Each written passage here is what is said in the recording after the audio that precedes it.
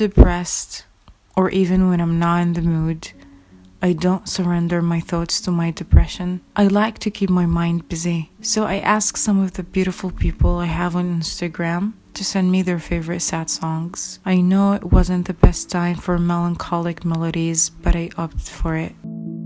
I made a playlist and I added all of their suggestions and I listened.